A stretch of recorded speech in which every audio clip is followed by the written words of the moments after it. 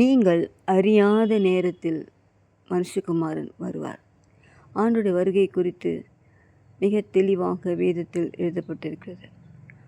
அந்த வருகை குறித்து இயேசுவுக்கே தெரியாது, பிதாவுக்கு மட்டும்தான் தெரியும். சீஷர்கள் கேட்குறாங்க, உங்களுடைய வருகையின் கடைசி நாட்கள் எப்படி இருக்கும் என்று சொல்லும்போது அவர் அநேக காரியங்களை சொல்கிறார். அதில் ஒன்றுதான் யுத்தங்களின் செய்திகளையும் நீங்கள் கேள்விப்படுவீர்கள், ஆனாலும் முடிவுடனே வராது என்பதை நாம் பார்க்கிறோம். இவைகளெல்லாம் வேதனைகளுக்கு ஆரம்பம். பிரியமானவர்களே, வேதனைகளுக்கு ஆரம்பமாகிவிட்டு அதிகமான யுத்தங்களை நாம் கண்களினால் பார்க்கிறோம்.